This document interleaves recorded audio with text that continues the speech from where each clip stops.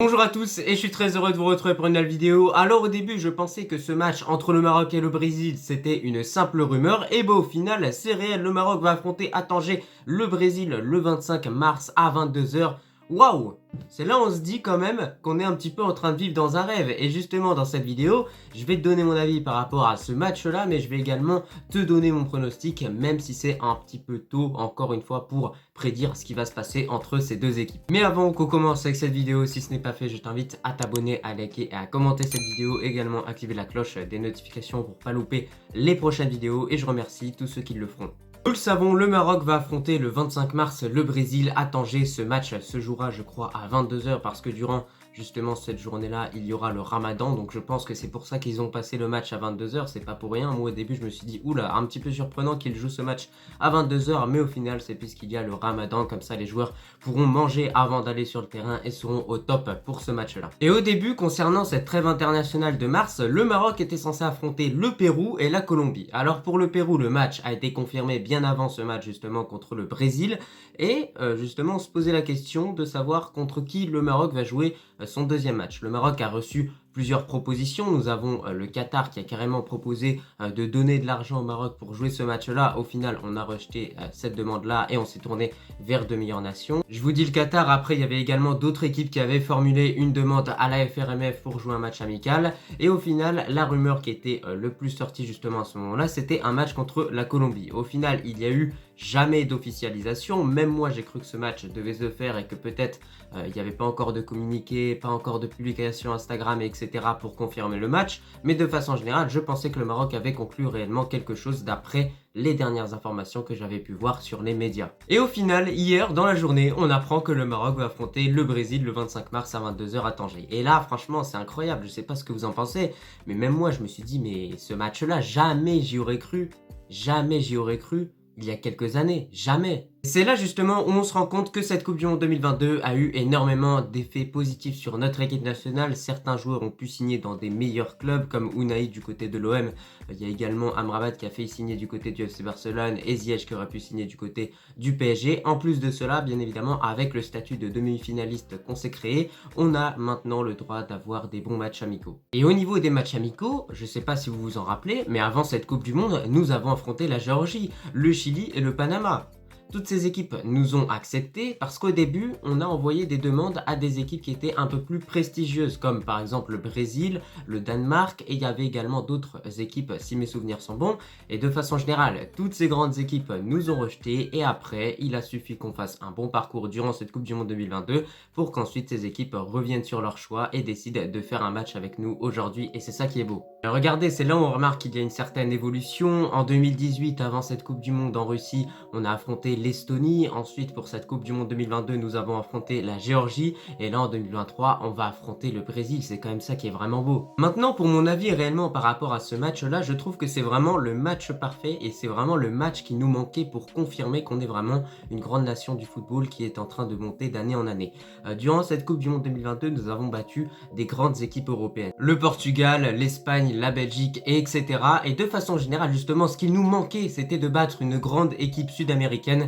Et nous savons à quel point le Brésil est une grande équipe sud-américaine. Alors certes, nous avons battu le Chili, certes, nous avons fait match nul contre le Panama, mais c'était des matchs amicaux à bas enjeu, j'ai envie de vous dire de façon générale. C'est pour ça que là maintenant, dans un vrai match amical contre le Brésil, à Tanger en plus de ça au Maroc, franchement, ça va donner quelque chose d'incroyable. Nous avons validé le palier grandes équipes européennes, grandes équipes africaines. Maintenant, il ne nous manque plus qu'à valider ce dernier palier qui est celui des grandes équipes sud-américaines. Ce que je trouve également très intéressant avec ce match-là, c'est que notre équipe nationale va pouvoir se mesurer aux meilleurs joueurs au monde. Et justement, on va pouvoir peut-être en retirer justement de l'expérience, voir comment atteindre réellement ce niveau-là, même si on a été plus loin que le Brésil durant cette Coupe du Monde 2022, ça n'empêche pas que durant ce match-là, quoi qu'il arrive, qu'on gagne ou qu'on perde, il y aura des enseignements à retirer. Et ce match-là pourrait également nous servir justement en tant que préparation avant peut-être de jouer cette Copa América 2024. Je vous rappelle qu'il y a une petite rumeur qui a tourné pendant un certain moment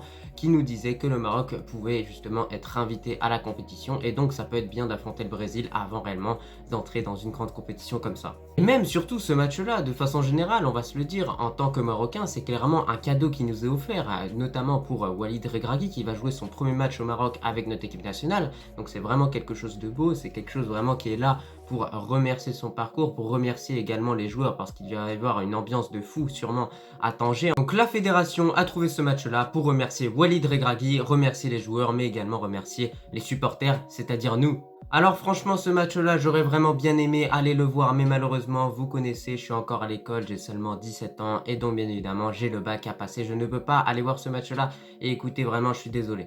Mais croyez-moi que si je pouvais aller voir ce match-là, vous inquiétez même pas, je vous aurais préparé un bon petit vlog. Mais vous inquiétez pas, si le Maroc organise cette CAN 2025, logiquement, vous allez voir, il y aura vraiment du lourd qui va arriver sur la chaîne. Maintenant, pour mon pronostic vis-à-vis de ce match-là, je pense qu'il y a vraiment tout d'abord une donnée à prendre en compte. Ce match va se dérouler au Maroc à Tanger et clairement les supporters, ça peut être vraiment un élément majeur justement dans ce match-là. Avant que je vous annonce mon pronostic, j'aimerais m'adresser à tous les Marocains qui sont justement inquiets avant ce match-là et qui ont peur justement que le Maroc se fasse humilier. Donc je vais vous rappeler quelques petites choses sur le Brésil. Durant cette Coupe du Monde 2022, lors de son troisième match de poule, le Brésil a affronté le Cameroun, une équipe africaine, et à la fin de ce match-là, qui a gagné, c'est les Camerounais. Alors certes, du côté brésilien, ce match-là n'avait pas réellement d'enjeu et du coup c'est pour ça peut-être qu'ils se sont laissés aller et qu'ils ont justement perdu ce match, mais ça n'empêche pas que ça montre que cette équipe est prenable. Ensuite, durant cette même Coupe du Monde, le Brésil s'est fait éliminer par la Croatie. Je vous rappelle que contre la Croatie, nous avons fait match nul lors du premier match de phase de poule et nous avons également perdu le match pour la troisième place de buts à 1. Et donc avec ce que je viens de vous dire, je pense que vous commencez à vous en rendre compte, cette équipe est clairement prenable. Certes, le Brésil est le meilleur effectif au monde en termes de qualité de joueurs, mais je pense que nous aussi nous possédons nos qualités. D'ailleurs, durant ce match-là, Walid Regragui pourrait tenter